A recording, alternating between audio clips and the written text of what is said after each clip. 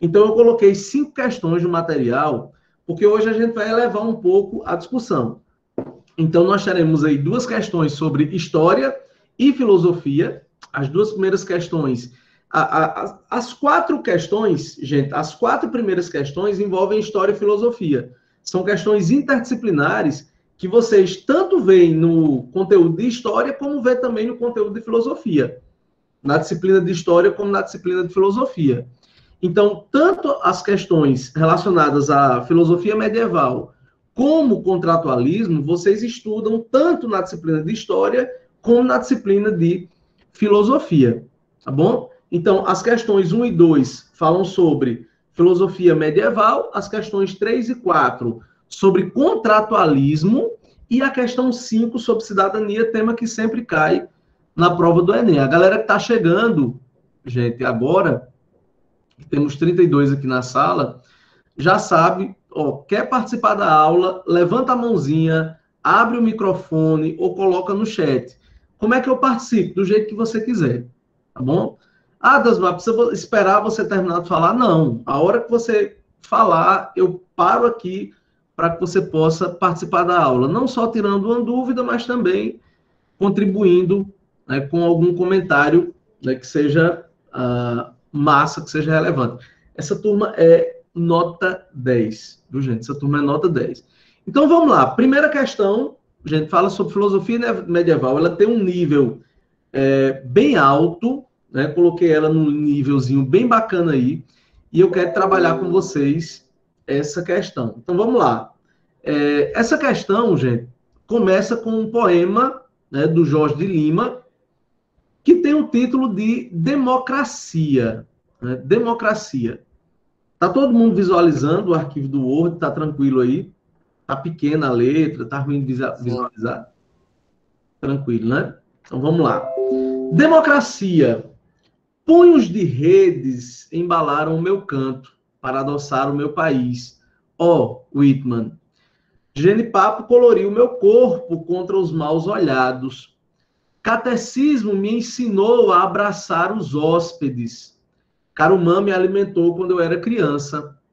Mãe Negra me contou histórias de bicho. Moleque me ensinou safadezas. Maçoca, tapioca, pipoca, tudo comi. Bebi cachaça com caju para limpar-me. Tive maleita, catapora e ínguas. Bicho de pé, saudade, poesia. Fiquei aluado, mal assombrado, tocando maracá, dizendo coisas, brincando com as crioulas, vendo espíritos, abusões, mães d'águas, conversando com os malucos, conversando sozinho, emprenhando tudo que se encontrava, abraçando as cobras pelos matos, me misturando, me sumindo, me acabando, para salvar a minha alma benzida e meu corpo pintado de urucu, tatuado de cruzes de corações, de mãos guiadas, de mãos ligadas, de nomes de amor em todas as línguas de branco, de mouro ou de pagão. Então, esse é um poema do Jorge de Lima, lá de 2006. Então, vamos aqui ao comando da questão. Né? O texto tem como título Democracia, regime conhecido como governo do povo. Questões políticas pressupõem relações de poder. É sabido que na antiguidade a função do governo era assegurar a vida boa. Já na Idade Média, a natureza humana estava sujeita ao pecado. Desta forma, o papel de intimidação para todos agirem retamente cabia ao Estado. Daí a estreita ligação entre política e moral, pois a obediência aos princípios da moral cristã exige a formação do governante justo. Percebam, gente, que na introdução você já tem o estabelecimento de uma diferença entre aquilo que foi produzido durante a filosofia medieval e aquilo que vai ser produzido durante a filosofia lá na antiguidade. A antiguidade, ela é dividida entre antiguidade oriental e antiguidade clássica. Ele está falando aí da antiguidade clássica, representada por Grécia e Roma. Grécia é o berço da filosofia. Uma das grandes preocupações da filosofia grega era exatamente estabelecer o papel do Estado, tornar a vida do cidadão uma vida boa. Então, por isso que uma parte considerável dos filósofos lá na antiguidade vão falar de quê? Vão falar sobre felicidade, vão falar sobre política, sobre governo, sobre Estado, como é que deve ser a relação do Estado com o cidadão, do governo com o povo. Surgem as teorias a partir daí. Então, oligarquia, né, monarquia. Então, qual é o melhor sistema político, enfim. Então, lá na filosofia antiga, você tem uma preocupação muito grande dessa relação do governo com o povo. Já na filosofia medieval, a preocupação ela toma um componente diferente. Qual é o componente diferente da filosofia medieval? Entra aí as questões morais. Então, essas questões morais entram de uma maneira muito mais forte, né? Então, há essa diferença. O próprio enunciado já coloca essa diferença já, né? De discussão política, lá na antiguidade, da filosofia grega, por exemplo, com os sistemas políticos, e na filosofia medieval com essa ideia da moral, né? Da dita moral cristã, né? Então, vamos ao comando da questão. O comando da questão é isso aqui, gente. Isso aqui é o comando da questão. A gente precisa ter uma ideia clara sobre o comando da questão, porque a resposta ela tem que estar de acordo com esse comando aqui. Às vezes, a questão ela traz uma introdução gigante e a alternativa correta, ela muitas vezes não tem nem a ver com aquilo que está anteriormente no texto. Então, você precisa se ligar no comando da questão. Então, vamos ao comando dessa questão. Sobre política e religião na Idade Média, marque a alternativa correta. Tá bom? Sobre política e religião na Idade Média, marque a alternativa correta. Ou seja, toda aquela introdução, aquele discurso que está lá no poema, né, você pode nem usar de acordo com o comando da questão. Tá bom? Vamos analisar a alternativa por alternativa, beleza? Alternativa A. Segundo a visão da época, que época é esse, gente, que o comando da questão está colocando? Idade Média, se liguem no comando da questão. Segundo a visão da época, o Estado é voltado para a salvação do indivíduo e deve encaminhá-lo para o bem, ou seja, por meio da educação e da persuasão, o Estado consegue assegurar a salvação das almas. Por que é que isso aqui está incorreto? Por que é que isso aqui está incorreto, gente?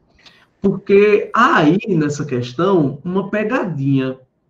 Você estuda tanto na parte de história como na parte de filosofia que a religiosidade, principalmente a igreja, vai ter durante o período medieval uma grande relevância, não é? A gente não estuda isso tanto na parte de história como na parte de filosofia. Então, é claro, é notório que a influência, é notório que a Igreja Católica vai ter influência durante o período medieval. É claro, é notório, influência política, influência religiosa, influência teológica, certo? Mas não é, nesse caso, função do Estado, né? Henri já colocou aí adiantando para a gente isso, né? Então, percebam que a função do Estado, né, o Estado ele não é voltado para a salvação do indivíduo. Essa não é a ideia, né, do Estado. Essa não é a ideia do Estado aqui. Inclusive o texto, né, aqui em cima, tem uma partezinha aqui do texto, né, aqui, ó, que diz o seguinte, ó, ele até compara, é sabido que na antiguidade a função do governo era assegurar a vida boa. Né? Na Idade Média, a natureza humana estava sujeita ao pecado. Né? Percebam que o que acontece aqui, o Estado, ele tem a ver com a administração. O Estado, ele tem a ver com a administração.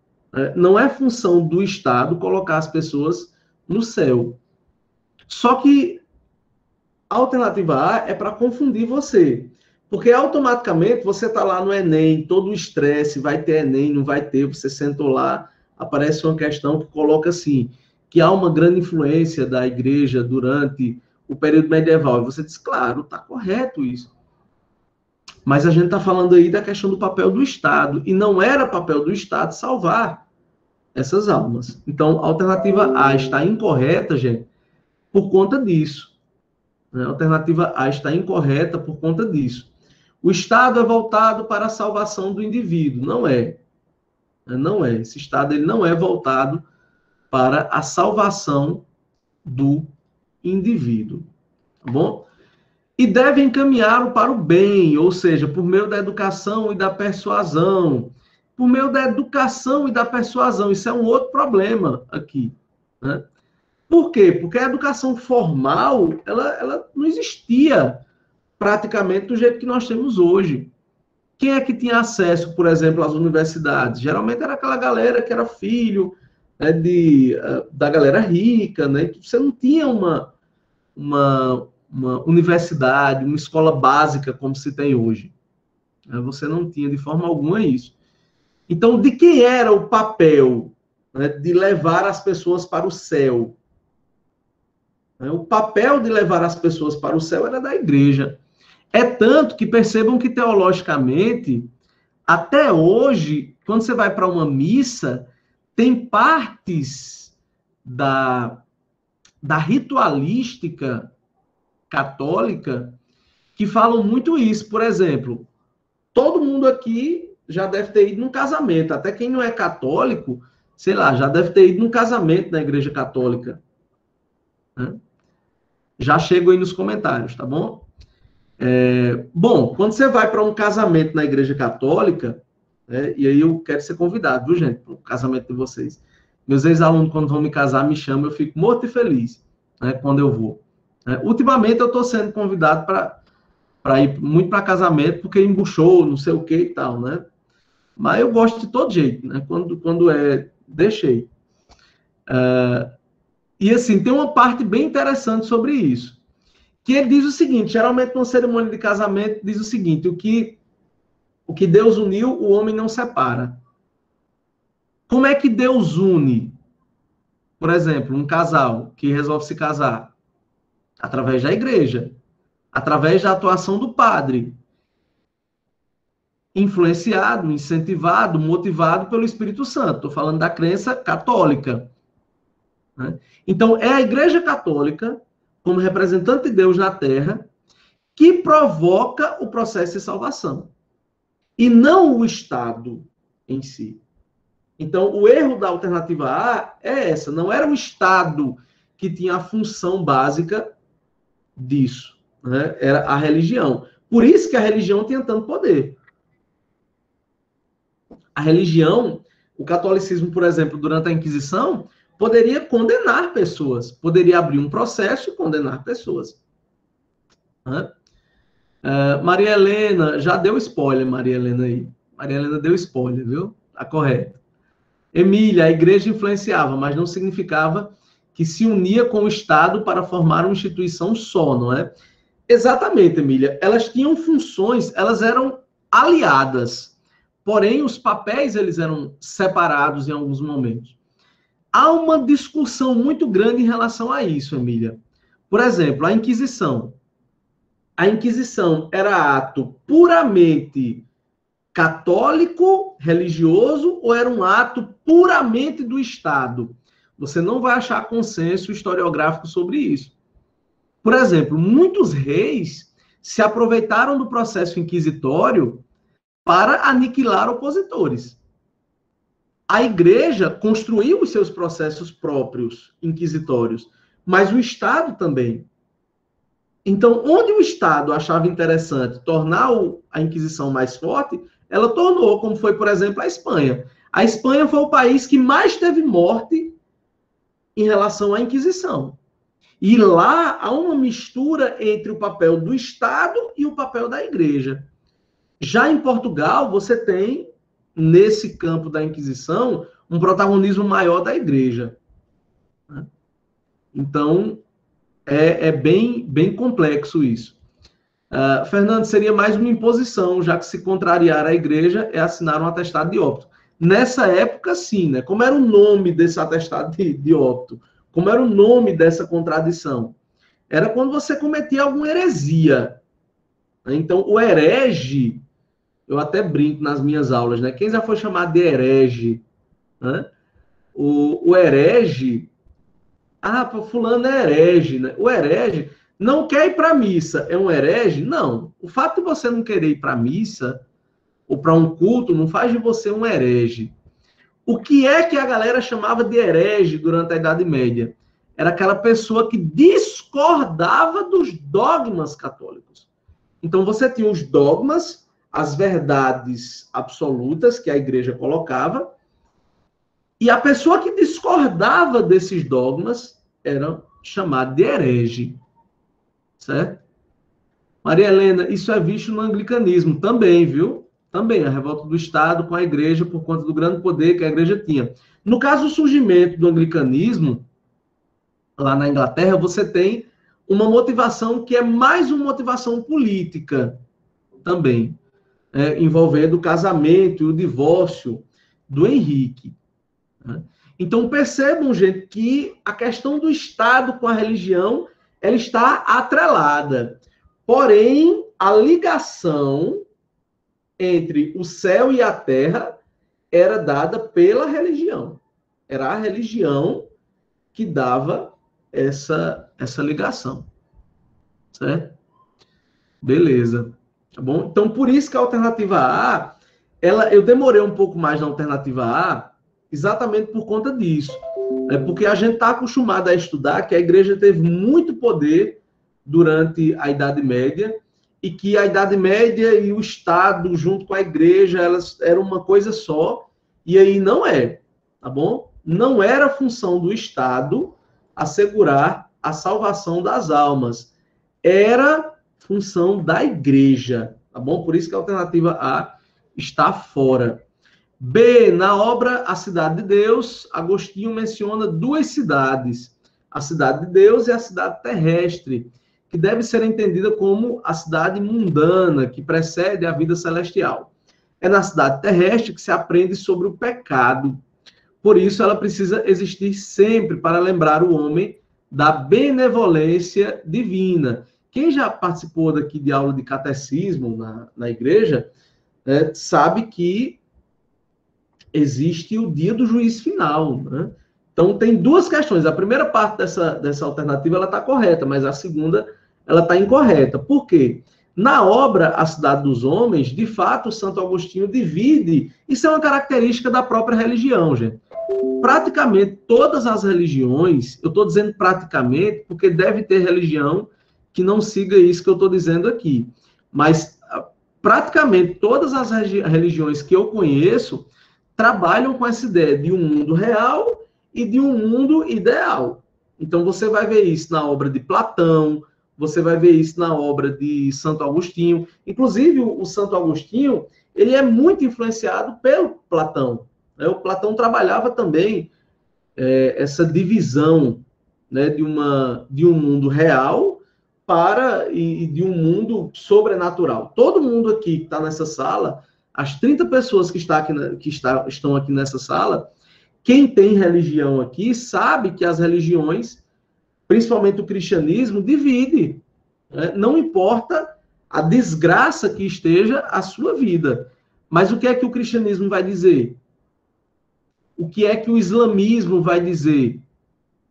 Não importa o quão ruim esteja a sua vida. Essa vida aqui não importa. O que importa é o paraíso, o que importa é o reino de Deus. E aí você tem aquelas frases que são usadas muito. Os humilhados serão exaltados, os últimos serão os primeiros. A gente usa, inclusive, muito nas redes sociais isso, né? Quando você tem um arroxo e a vida ela fica mais ruim do que o de costume, geralmente a galera coloca lá, né? Esperando o dia que os humilhados serão exaltados. Né? Então, quando é de acordo com a linguagem cristã, que os humilhados serão exaltados quando eles chegarem no reino dos céus. De onde é que vem a expressão os últimos serão os primeiros? Aquelas pessoas que não tiveram acesso a nada, quando morrerem, terão o reino do céu. Então, as religiões, elas trabalham dentro de uma perspectiva em que não importa o quanto fodido você esteja. Por quê? Porque essa vida aqui, esse mundo, essa cidade, esse estado, ele não é o estado que importa. O que importa é o reino dos céus.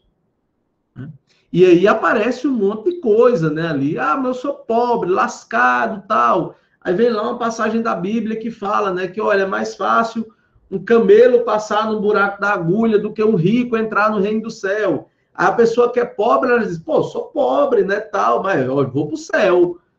Né? Se o rico é difícil entrar lá, então o pobre, que eu sofro, tal, é mais fácil entrar.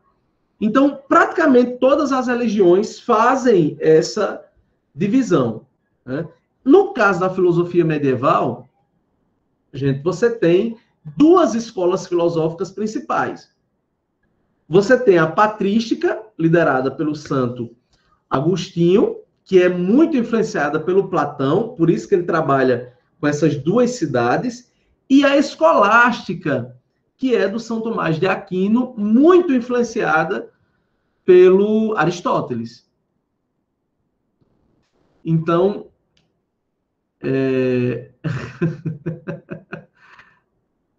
hoje eu não fiz o café. Eu fiz o café à tarde e derramei aqui na mesa o café. Então, eu estou com cheiro de café aqui no quarto, tá truando. Eu já passei uns 5 tipos de produto de limpeza, José, e não passou o cheiro de café. Por isso que eu não estou tomando café hoje. Viu? Porque hoje eu vou passar sem café por causa do cheiro daqui. Raquel, tentando consolar o pobre. Fernando, já faz 84 anos. Esse discurso, ele é necessário, gente, para a manutenção da religião. Como é que seriam as religiões se elas fossem absolutamente pragmáticas? Não existiria religião. Por exemplo, Nietzsche, digamos que caia na prova de ciências humanas do dia 17, uma alternativa, uma questão que fala sobre Nietzsche, por exemplo. Nietzsche acreditava nessa ideia de dois mundos, um mundo real e um mundo sobrenatural, onde você realmente seria feliz. Nietzsche acreditava nisso? Não. Nietzsche dizia o seguinte, olha, a vida é essa daqui. Pronto, acabou-se. Mas Deus, e segundo Nietzsche, quando a pessoa morria. Pronto, acabou-se. Matéria, puf. Então, Nietzsche não era uma figura religiosa. Então, percebam que a religião, ela trabalha com essa perspectiva de dois mundos, tá bom? E isso surge exatamente no contexto da filosofia. Né? Aí vem para a alternativa B. Essa cidade, ela precisa existir sempre? Não. Porque quem é cristão sabe que tem um juízo final. O que é o juízo final? Para quem é cristão? Qual é o fato gerador do juízo final?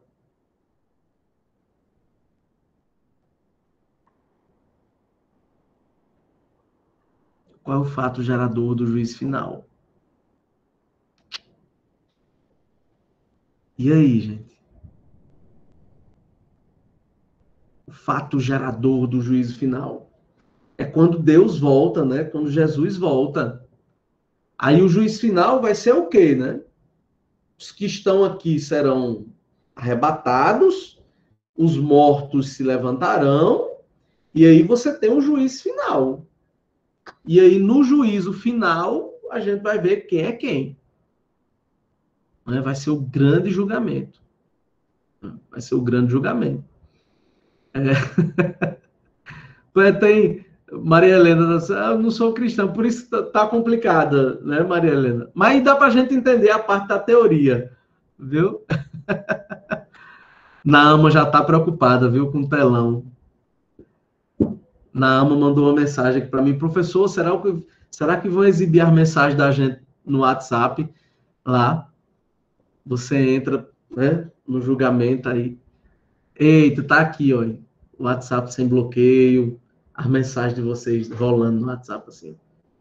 Todas as conversas. Se a salvação de vocês dependesse das conversas do WhatsApp, vocês estariam no céu ou no inferno?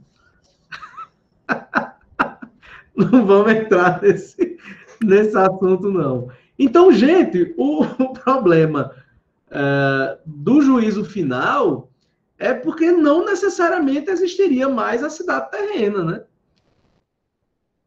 Então, perceberam por que a alternativa B está errada? O início dela está correto. Mas o final dela não. Né? Por quê? Porque o mundo espiritual não necessariamente precisa de um mundo terreno para mostrar a sua força. Deus é Deus, independente de haver ou não o homem. Né? Eu estava pensando nisso, Pedro. A quantidade de corrente que a gente recebe, né? Dizendo que se você não passar essa corrente, você vai para o inferno e tal. Cara, eu fico imaginando Deus lá dizendo assim, ó, fulano de tal não passou aquela corrente, ou seja, não está salvo. Fulano de tal passou aquela corrente para frente. Né? Cara, não tem sentido. As pessoas transformaram o cristianismo numa coisa muito diferente, né?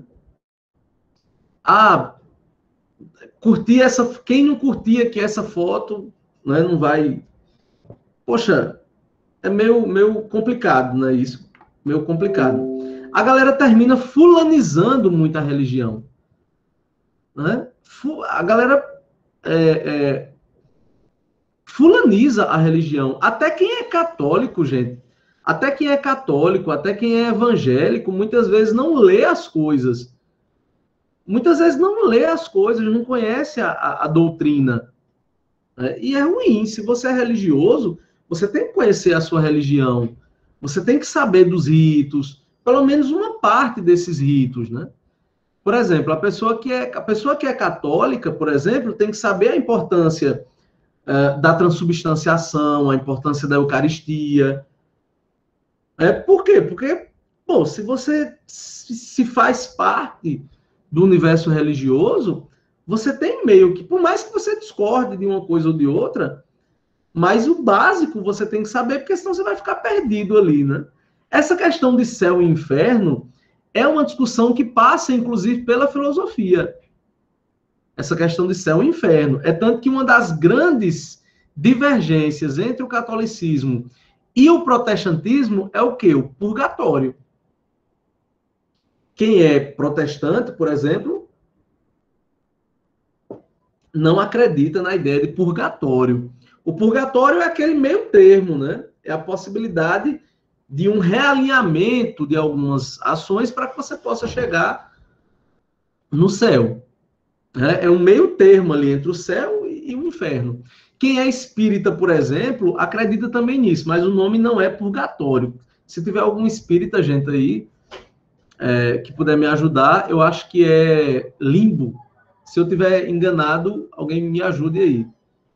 Umbral? O pessoal do espiritismo também acredita nessa questão do meio termo. Já quem é protestante, não acredita nessa questão do purgatório. Isso é uma questão que surge já dentro do contexto da filosofia medieval. Tá bom? Sei. Vamos lá, Maria Helena. Acertou, viu, Maria Helena? C, vamos lá. A repercussão da teoria das duas cidades deu origem ao agostinismo político. Essa teoria definiu o confronto entre o poder do Estado e o da Igreja pela superioridade do poder espiritual sobre o poder temporal. A tensão entre esses dois poderes criou inúmeros conflitos entre reis e papas e gerou facções políticas. Correto. Gente, olhe como a obra de Santo Agostinho vai ser importante para a história do cristianismo. Vai ser o Santo Agostinho que vai escancarar uma discussão relacionada àquilo que é mais importante, se é a religião ou se é o Estado. E nessa discussão daquilo que é mais importante ou menos importante, você vai ter um monte de conflito entre os monarcas e os papas. Um dos confrontos, um dos conflitos mais famosos é a chamada querela das investiduras, que a gente não estuda isso em filosofia, estuda em história. Lá, né, durante a Idade Média, querela das investiduras. Havia uma mistura das relações tão grande entre Estado e Igreja que muitas vezes tinha alguns estados, algumas regiões, que você não sabia qual era a função do Papa e do monarca. Então, às vezes, o monarca é que construía as igrejas, às vezes o rei é que cobrava o dízimo, às vezes era o rei e não o Papa que sagrava os bispos. Então, a chamada querela das investiduras resolveu esse problema, colocando ali cada um a sua função. Hoje a gente sabe exatamente qual é a função do Papa, né, do Papa Francisco, e qual é a função dos presidentes, dos reis, no caso dos países que ainda são monarquia. Mas naquela época, não. Então havia uma mistura dessas funções. Né? E aí, a grande obra que vai provocar esse debate vai ser a obra de Santo Agostinho. Vai ser o livro que vai colocar essas duas cidades, uma cidade espiritual, que é a cidade ideal, e uma cidade real, que é aquela cidade do pecado, que é aquela cidade que nós vivemos. Então, Deusmar, o pecado está aqui de acordo com a tradição filosófica cristã, sim. Aqui nós convivemos com o pecado, né, e com tudo. A gente não imagina, por exemplo, que lá no paraíso, depois de todo o processo de salvação, a gente conviva com o pecado. Então, é isso que o Santo Agostinho coloca. Né? Então, percebam que o nível dessa questão ela é um nível bem alto. A gente falou de história, falou de filosofia, a gente foi para a antiguidade, Idade Média. Né? Vamos lá, alternativa D. A oposição entre o Estado e a Igreja foi formulada de maneira mais expressiva pelo beneditino Bernardes de Claraval. Ele afirma que a espada espiritual e a espada material pertencem uma à outra, e que a espada espiritual deve estar a serviço da espada material, pois, sob o comando do imperador, a igreja irá conseguir mais adeptos para a salvação. Na verdade, é o contrário. O que a filosofia medieval defendia era que o poder espiritual, sob o comando do Papa, sob a liderança da igreja, estivesse a pleno vapor. Beleza? Deusmar, poxa, não ficou tão claro. Vamos pegar as características da filosofia medieval para ficar mais claro. Né? Por quê? Porque essa questão ela tem um nível alto, mas de repente vem uma questão sobre filosofia medieval, uma questão básica. Então, vamos se preparar também para uma questão básica. Então, quais são as principais características da filosofia medieval? Gente, se você aprender isso, você mata praticamente todas as questões do Enem que versem sobre Idade Média, tanto no âmbito da história, como também da filosofia medieval. Então, as principais características da filosofia medieval são inspiração na filosofia clássica greco-romana. Que inspiração é essa, Deusmar? Vamos pegar as duas principais correntes da filosofia medieval. Vamos lá, patrística, liderada por quem? Pelo Santo Agostinho. Qual vai ser o filósofo, Qual vai ser o filósofo da antiguidade que vai influenciar a patrística, que vai influenciar o Santo Agostinho? Vai ser o Platão. É tanto que se você pegar a obra de Platão e pegar a obra de Santo Agostinho, vai ter aquela divisão entre a cidade real e a cidade ideal, entre a cidade de Deus. Tá bom? Já a outra corrente, a escolástica, ela já é no final da Idade Média. Ela vai ser liderada pelo São Tomás de Aquino e já vai receber influência de outro filósofo da antiguidade, chamado Aristóteles. Então, percebam, a patrística, liderada pelo Santo Agostinho, influência de Platão. Já, a escolástica tem referência de quê? São Tomás de Aquino, e a referência vai ser a influência do Aristóteles. Maria Helena, estou lendo um livro que tem uma citação de Platão. Estou achando só um pouquinho que ele era doido. Um pouquinho. Não é que seja um problema do Platão, né? Platão, diferentemente de Sócrates, Sócrates não escreveu nada. Platão escreveu tudo. Né? Platão escreveu sobre tudo. Todo mundo. Né? Então, uma pessoa que escreve sobre tudo no mundo, há uma tendência ali de, num momento ou outro, ele se tornar complexo, se tornar prolixo. Muitas vezes você não entender, muitas vezes... Né? Outra coisa que a gente tem que levar em consideração é porque o mundo como nós conhecemos hoje, ele estava... O mundo que eu digo em relação às ideias, né? Ele estava começando, né? Então a galera escrevia muito sobre tudo, né? Platão mesmo vai escrever sobre... Platão e Aristóteles vão escrever sobre tudo. Já Sócrates vai escrever nada. Não tem nenhum livro de Sócrates, nenhum, né? Tudo que a gente conhece sobre Sócrates vem dos discípulos dele, inclusive Platão. Tem gente que acredita que Sócrates nem existiu. Né? Mas, enfim. Então, ó, inspiração na filosofia clássica greco-romana. Não esqueçam disso, não, gente. Patrística, Patrística, Santo Agostinho. Influência de Platão. Já a escolástica, São Tomás de Aquino, influência de Aristóteles. Outra característica, união da fé cristã e da razão. Importantíssimo isso aqui. Outra característica da filosofia medieval, gente, é a tentativa de unir a fé com a razão. Por quê? Porque nessa época, a razão, o pensamento racional, estava ganhando cada vez mais terreno. Então, o Santo Agostinho, o São Tomás de Aquino, eles tentaram unir o pensamento racional à fé. Eles tentaram mostrar que a fé não era apenas um devaneio, que a fé não era algo apenas relativo, uma crença subjetiva. Ambos vão tentar provar a existência de Deus a partir da razão. Então, eu diria que é a grande característica da filosofia medieval. A grande característica da filosofia medieval é essa tentativa de unir a fé cristã com a razão. É tanto que se você pegar a obra de Platão e a obra de...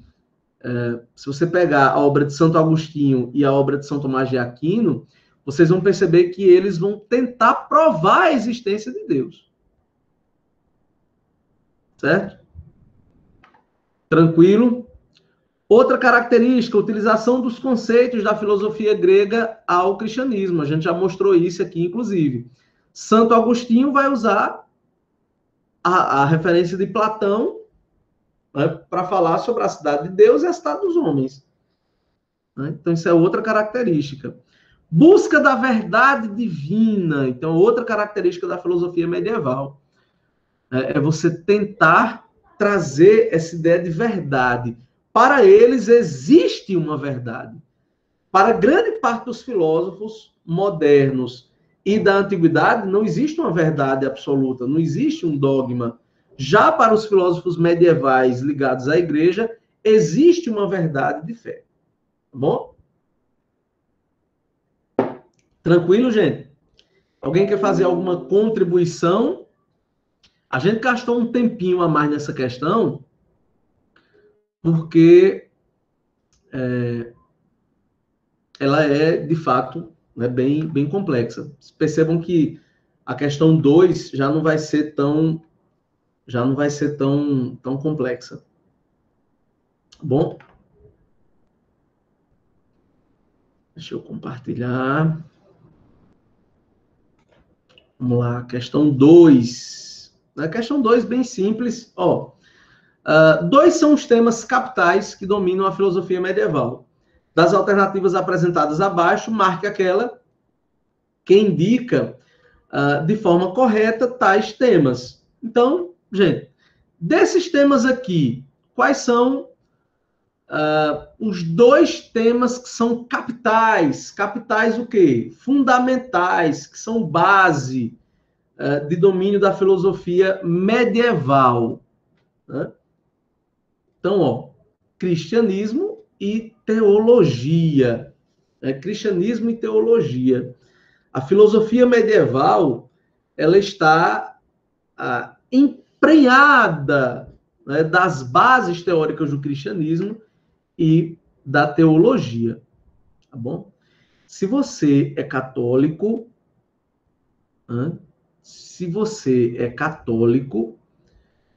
existe uma grande influência no catecismo cristão, catecismo católico e também cristão como um todo, dessas obras produzidas durante a Idade Média.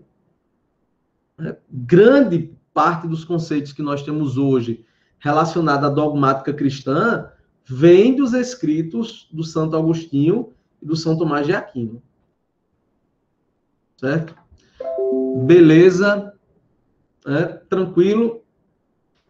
Gente, questão 3. As duas próximas questões, a gente sai de filosofia medieval e a gente vai para contratualismo. Filósofos do contrato social. O que é esse contratualismo? Gente, isso é um tema muito trabalhado atualmente dentro de uma perspectiva que talvez vocês nem saibam. O contratualismo, ele está presente no nosso dia a dia. Possivelmente hoje, vocês já passaram por algum motivo, por alguma razão, sobre algo que remete ao contratualismo. Como assim, Deusmar? Não entendi. Você já deve ter vivido alguma coisa relacionada ao contratualismo. Olha como vai ficar simples isso. Contrato social, contratualismo. Poxa, deixa eu pegar um exemplo aqui que certamente vai ficar bem fácil de vocês aprenderem sobre contratualismo. Tá bom? Raquel, você está on? Raquel? Raquel está on?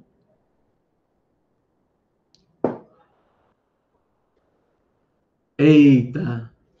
Vou trazer Raquel para aula agora, viu? Trazer Raquel para aula. Tá com o microfone aí, Raquel? Ela vai dizer que não, mas ela tá. Vamos apostar quanto?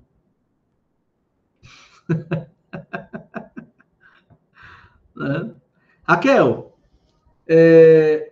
mora quantas pessoas com você, Raquel, na sua casa? 5 pessoas. 5 pessoas, certo? Raquel é uma estudiosa, tanto que está numa segunda-feira à noite aqui com a gente. Bom? Poxa, Raquel, já teve algum momento que você estava estudando e a galera estava fazendo muita zoada na sua casa?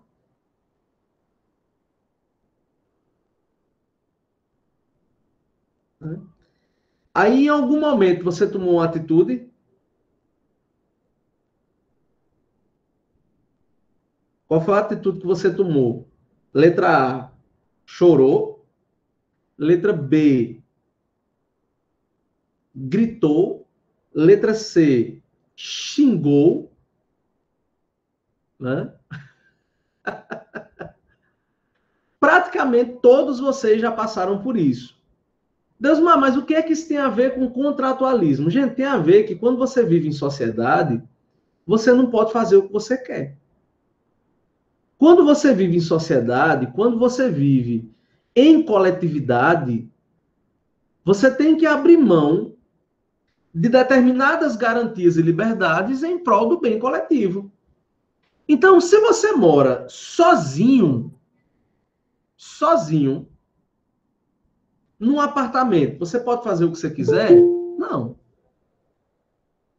Por quê? Porque se você mora sozinho no apartamento, certamente tem outra pessoa morando no apartamento vizinho.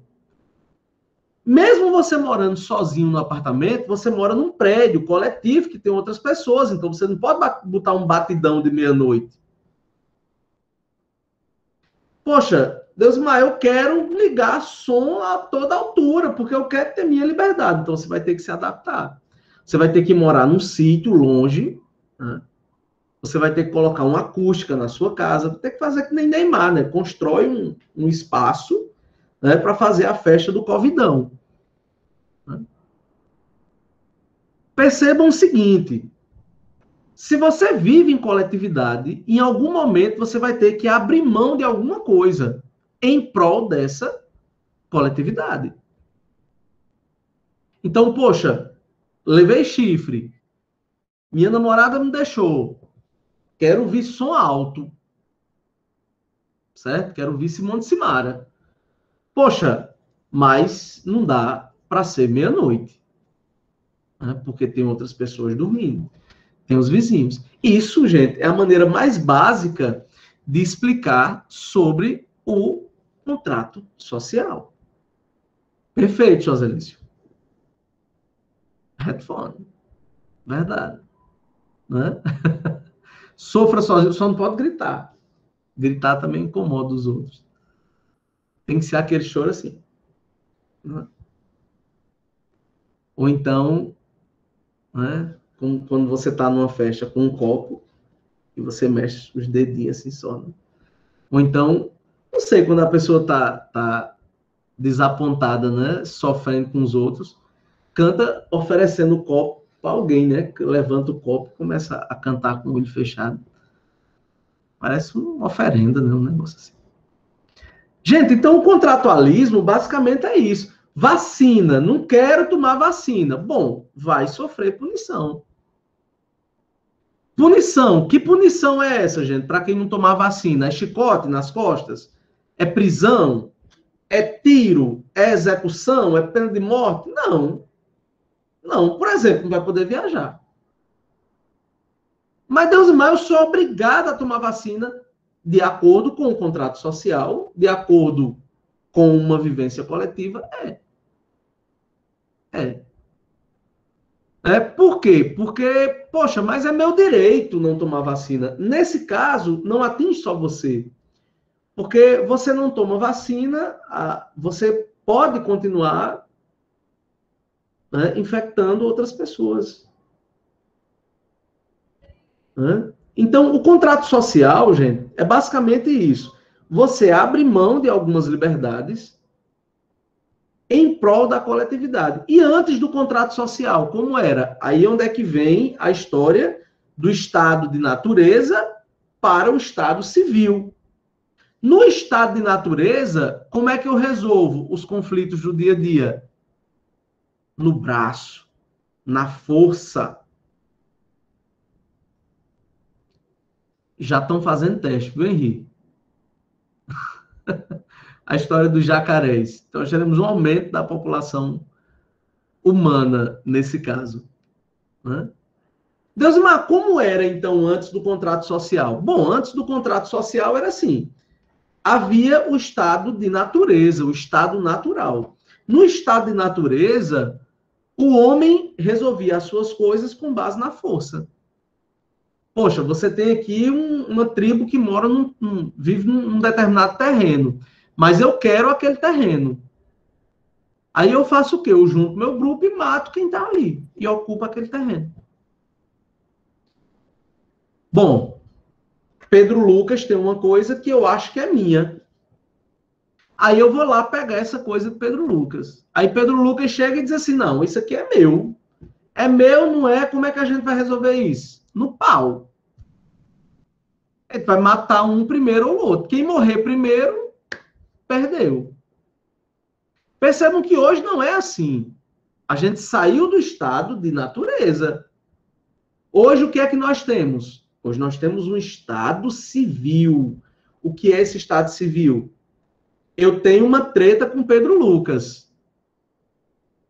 Aí o que é que eu faço? Eu tenho uma coisa que Pedro Lucas diz que é dele. Pedro Lucas vai, aciona o Poder Judiciário. Ele entra na Justiça. Ele vai numa delegacia, ele faz um boletim de ocorrência, e quem vai resolver é o Estado.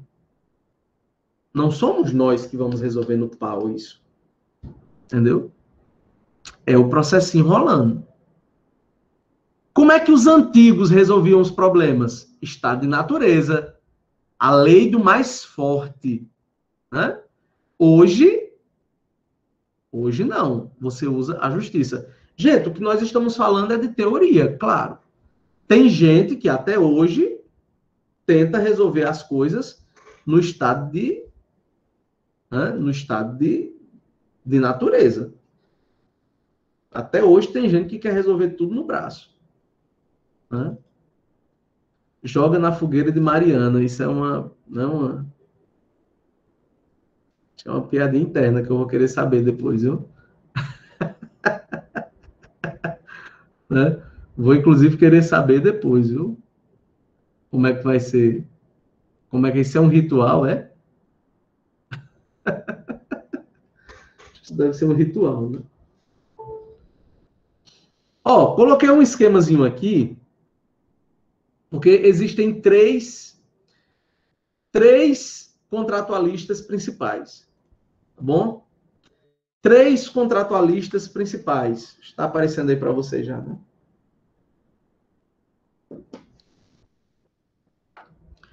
Tem o Thomas Hobbes, o John Locke e o Jean-Jacques Rousseau. Né? Gente, esses são os três contratualistas principais. Achei esse esquemazinho muito bacaninha. Eu vou colocar ele, inclusive, no grupo, tá bom? Lá do WhatsApp. Tá bom? Então, nós temos três contratualistas principais. Thomas Hobbes, John Locke e o Jean-Jacques Rousseau. Eles concordam em tudo, gente? Não. Qual é o ponto de concordância se cair alguma questão? Vou sim, viu, Maria? Vou sim, Maria. Qual é o ponto de concordância deles? Do Rousseau, do Locke, né, e do Hobbes. Essa ideia de que é preciso um Estado, né, civil. Então, os três concordam que não é possível para uma sociedade viver dentro do estado de natureza, onde cada um resolva as coisas no braço, da maneira que achar melhor. Então, os três concordam com isso, né, de que é preciso que haja regras mínimas de convivência. Bom, mas aí eles vão discordar em outras coisas, né? Então, vamos pegar aqui um exemplo disso. Né? Hobbes. Né? Hobbes, o que é que o Thomas Hobbes, né, pensa sobre o estado de natureza? Né? No estado de natureza de Hobbes, nós temos o direito a si mesmo. Não há propriedade privada. É aquilo que a gente citou lá no início, né? Cada um brigando, né?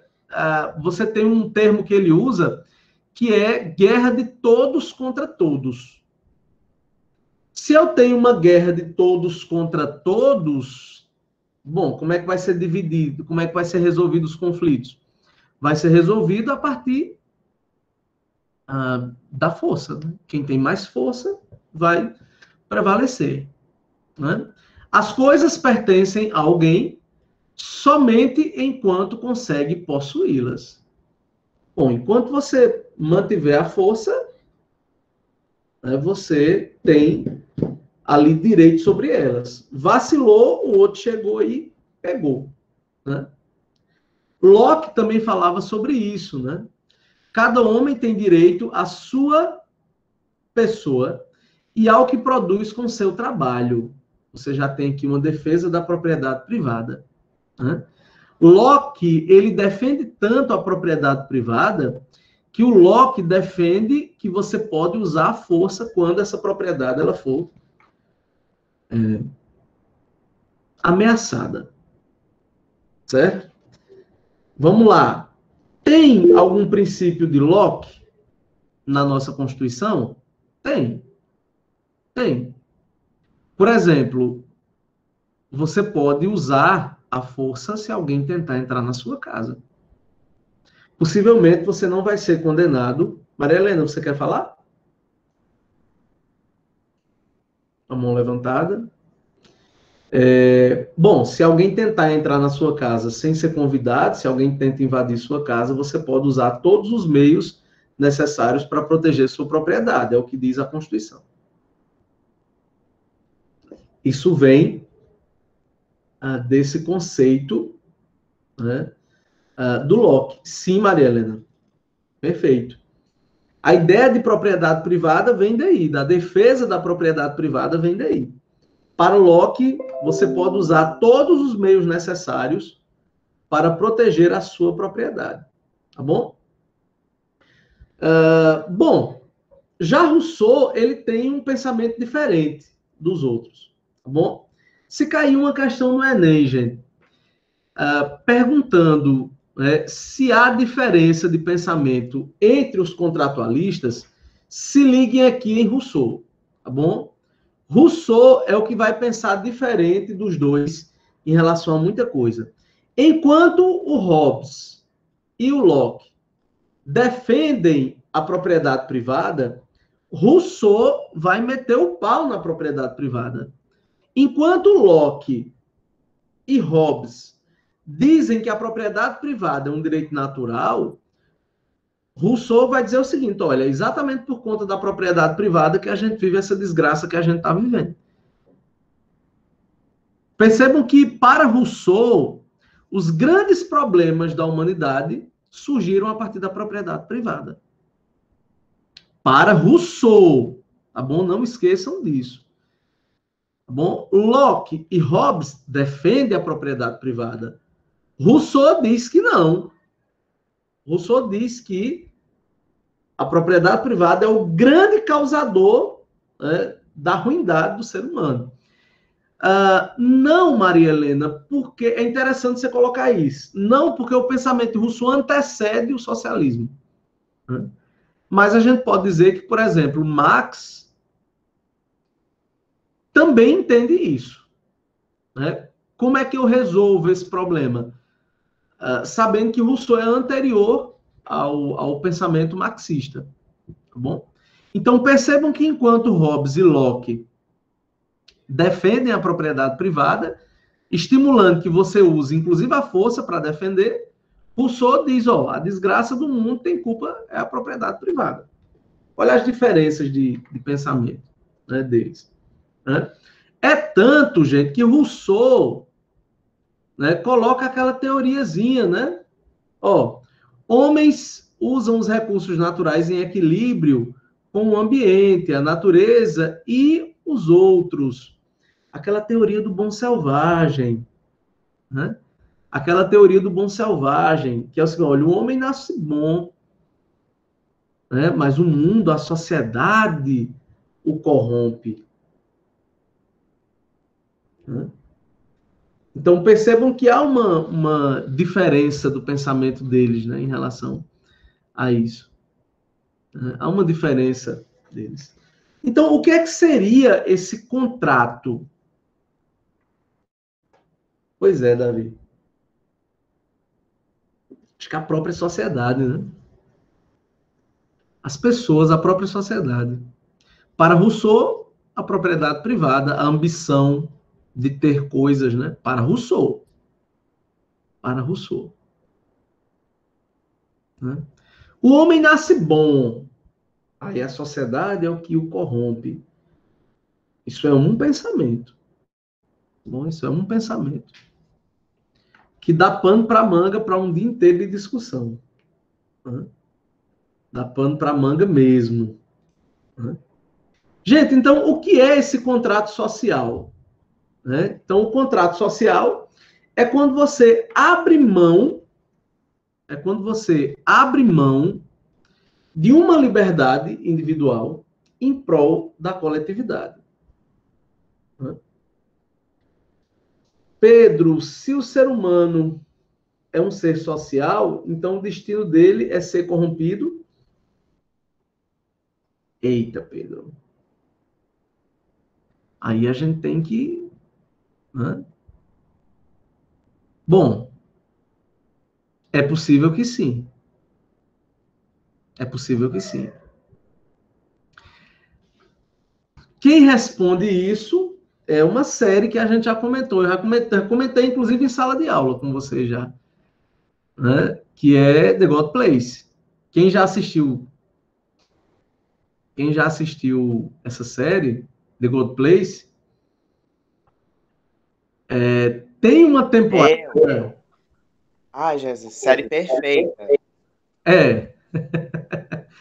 Quem já assistiu essa temporada, quem já assistiu essa série, The Good Place, responda essa pergunta de Pedro Lucas aí. Tem muita filosofia nessa série.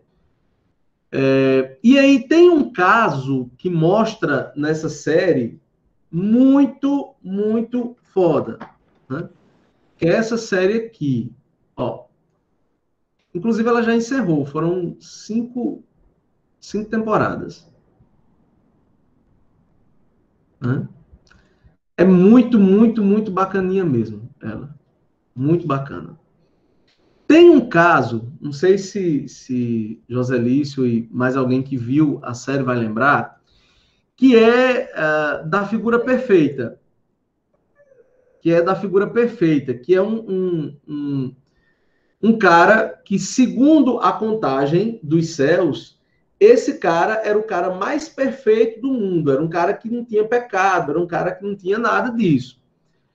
E aí, como é que foi? Até a água dele, para você ter uma ideia, até a água que ele tomava era uma água que era tratada. Que não era uma água que vinha de esgoto, não sei o que tal, ele pegava a água de um riacho, né? E assim, quando eles desceram à Terra, exatamente. É aquele que adivinhou o processo todinho, não foi? Quando Sim, tava bêbado. sim. E Doidão. aí, quando a galera percebeu que foram ver a pontuação, o cara era um ser humano perfeito. Vivia de acordo com a natureza, não acumulava capital, né? Fazia assim tudo que era de bom para as outras pessoas. Quando foram ver a pontuação dele, ele estava no inferno. Né? Quando ele morresse, ele ia para o inferno. E aí a galera começou a rever. Tipo, ele nesse processo, quando ele tava doidão e descobriu bem na adolescência dele, jovem adulto, ele adivinhou 90 e poucos por cento do processo todinho de como funciona a vida após a morte. Mas esses porcentos que ficou faltando são os porcentos mais importantes, porque é a intenção que conta e não a ação. É peso. A série é muito boa, gente. Ela é muito boa. Para a galera que gosta de ciências humanas, vale a pena, viu, Fernando? Vale a pena. Merli também é muito boa, viu, Gislane? Merli também é muito boa. Vale muito, muito, muito a pena mesmo. Então, talvez responderia, Pedro. E de acordo com esse questionamento de Pedro, nesse caso, sim, a sociedade o corromperia. Né? Nesse caso, de acordo com essa visão que nós estamos discutindo, sim. Né? Mas é interessante, né? Porque você pega cada visão diferente disso. Então, o contrato social, gente, você lida com isso o dia inteiro. Todo dia, toda hora. Tudo aquilo que é conciliação, tudo aquilo que é de natureza coletiva, a partir de uma vontade individual, tudo isso tem a ver com o contrato social.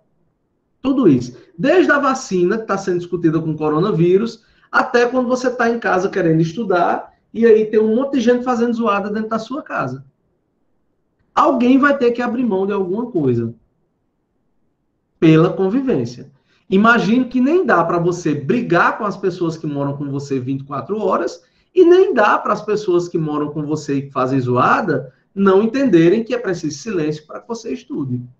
É aí que entra o contrato social. É aí que entra o contrato social. Tá bom? Então vamos às questões. Né? Estamos chegando ao finalzinho, né, da aula de hoje. Vamos às questões. Né? Em sua obra O Contrato Social, de 1762, o filósofo Jean-Jacques Rousseau pregava a necessidade de se encontrar uma forma de associação que defenda de toda a força comum a pessoa e os bens de cada associado, e pelo qual cada um, unindo-se a todos, obedeça, portanto, apenas a si mesmo, e permaneça tão livre quanto antes. A primeira e mais importante consequência dos princípios anteriormente estabelecidos é que a vontade geral apenas pode dirigir as forças do Estado segundo o fim de sua instituição, que é o bem comum, né? Ou seja, para Rousseau, o fim, o objetivo do Estado é o bem comum. Pois se a oposição dos interesses particulares tornou necessário o estabelecimento das sociedades, foi o acordo desses mesmos interesses que o tornou possível. Os ideais contidos nos objetivos traçados pelo filósofo correspondem necessariamente e exclusivamente a que tipo de sistema político aqui? Percebam que ele fala o seguinte, ó, bem comum. Qual é a grande característica política, gente, do bem comum? Através de que sistema político eu consigo respeitar o bem comum? Qual é a melhor forma, a melhor agenda política, o melhor jeito político de respeitar a vontade da maioria, do bem comum? Entre essas 5 alternativas aqui. Pode falar. Está correto.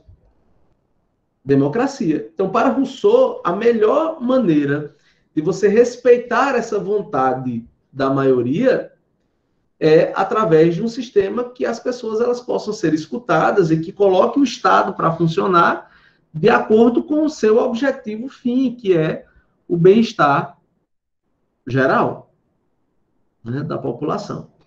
Então, Rousseau era um defensor da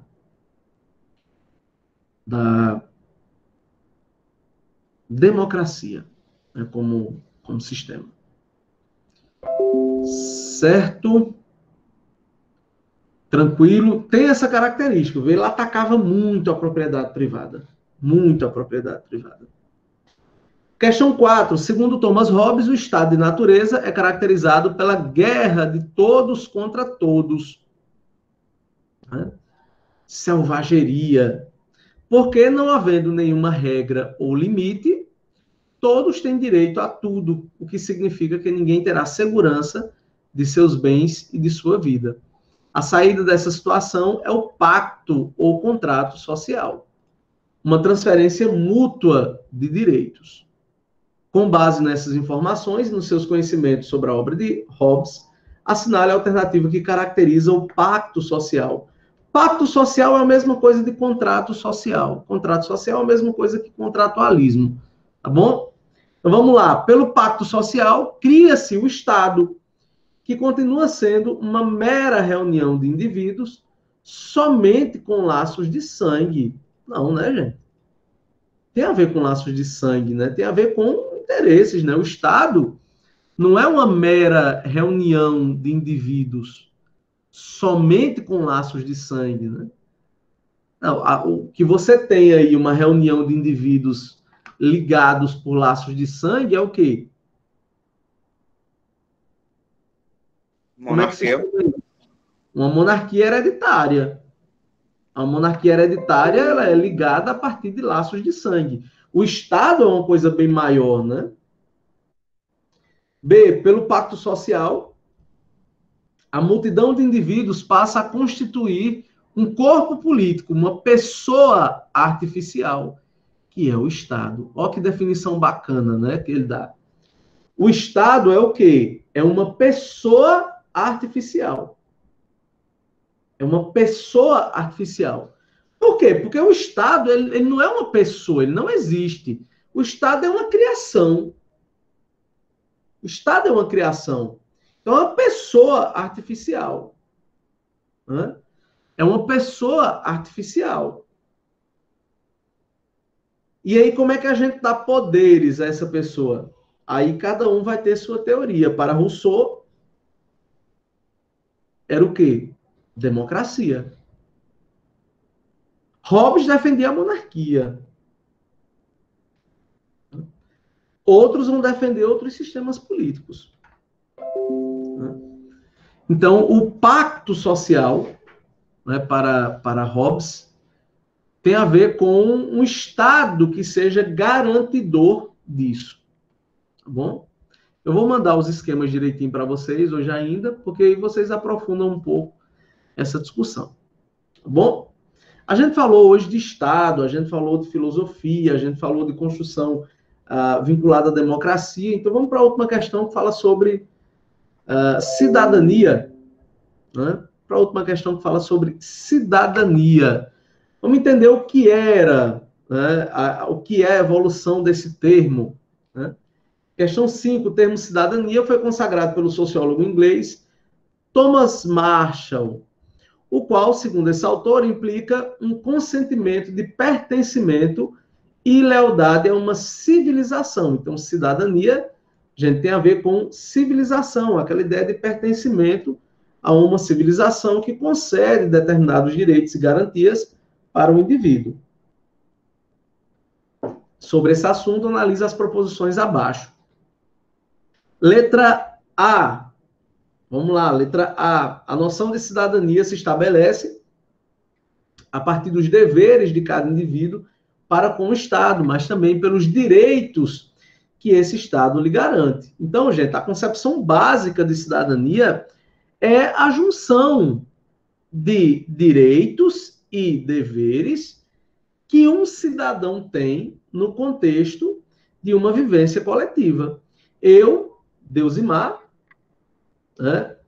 Mateus, Maria Helena, Pedro, João, Lucas, George, Arthur. Ou seja, cada um de nós temos o quê? Nós temos deveres e nós temos direitos a partir disso.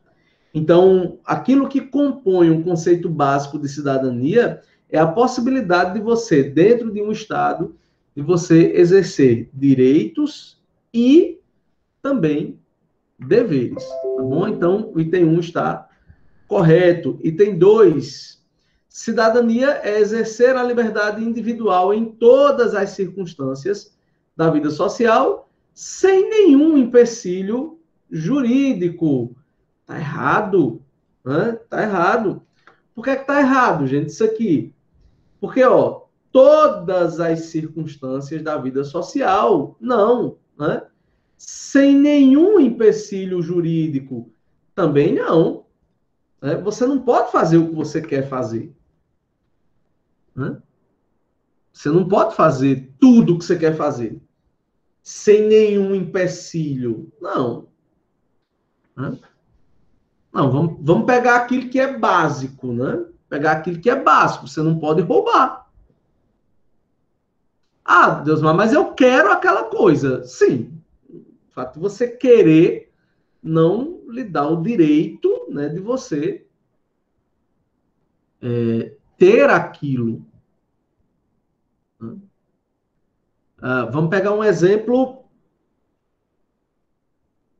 grande, né? Então, você está num relacionamento e aí você resolve que você vai bater na sua namorada. Você não pode fazer isso. Ah, Deusma, mas ela me desrespeitou, ela me gritou, né? Ela colocou um chifre em mim, ela estava conversando. Não importa o que ela faça, você não pode bater nela. Você não pode.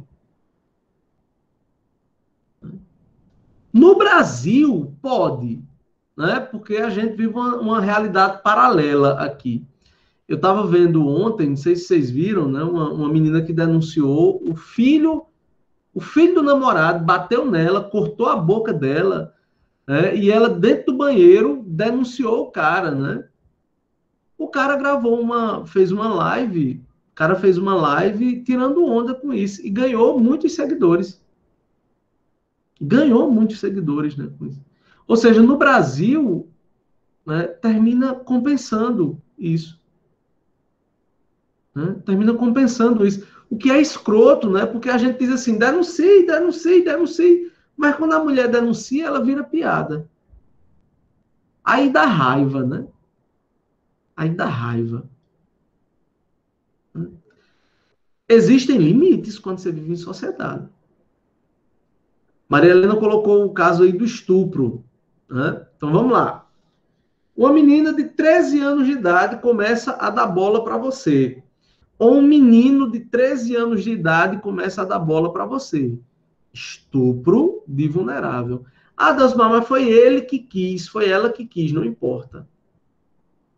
A vontade individual, nesse caso, não é levada em consideração. É estupro de vulnerável. 13 anos, estupro de vulnerável. Certo? Então, a justiça, as leis, entendem que uma criança de 13 anos de idade, ela não tem capacidade de discernimento. Não tem noção, de fato, do que fazem. Tá bom? Então, a alternativa B, gente, ela está incorreta aí, porque cidadania não é exercer liberdade individual em todas as circunstâncias, sem nenhum empecilho jurídico. Sempre você vai ter um empecilho jurídico para limitar isso, né, como princípio de vida em coletividade. Tem um cara que estuprou a menina e o amigo falou, ele estava na festa de aniversário dele, estava só se divertindo e tal. Bom, festa de aniversário é salvo-conduto, né? Para você fazer o que você quiser disso, né?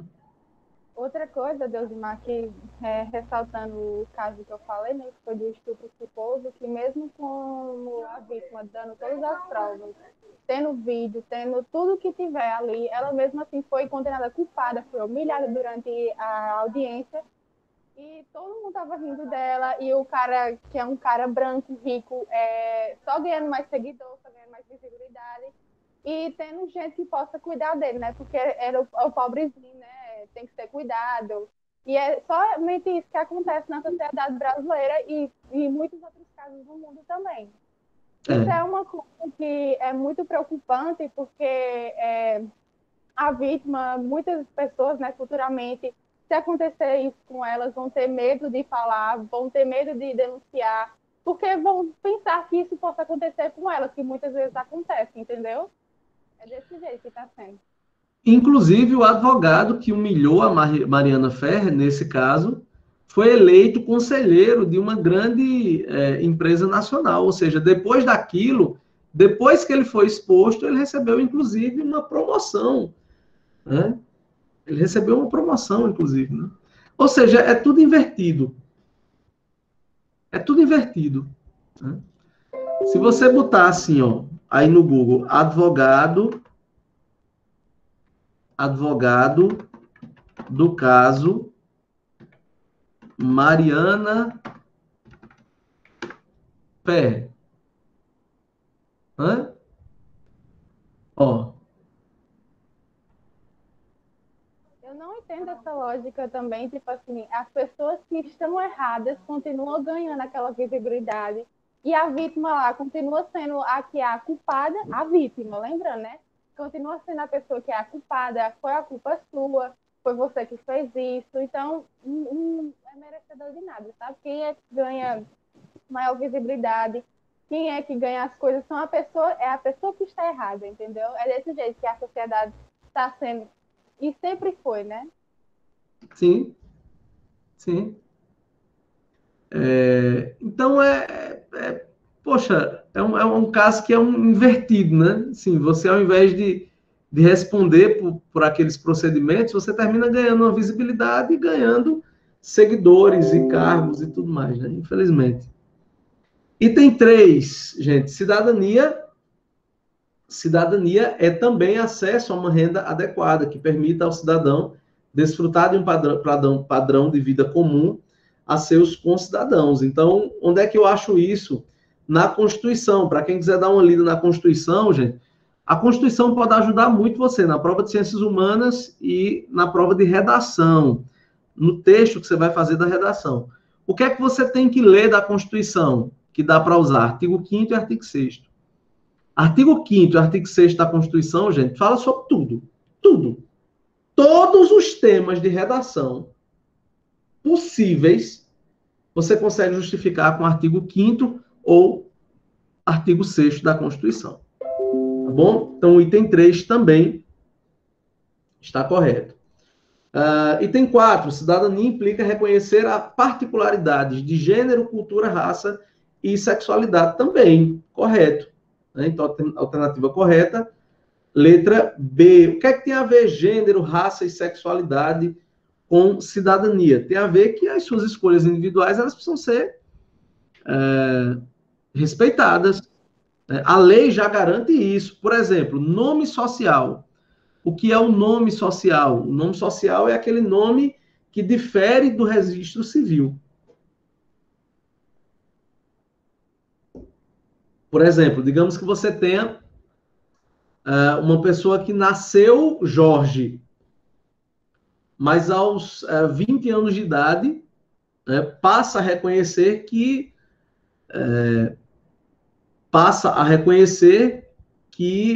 faz parte de um gênero oposto, diferente, enfim. Então, a lei garante que a pessoa use o nome social. Então, o nome no registro pode ser Jorge, mas o nome social pode ser, sei lá, Poliana, Carla, enfim.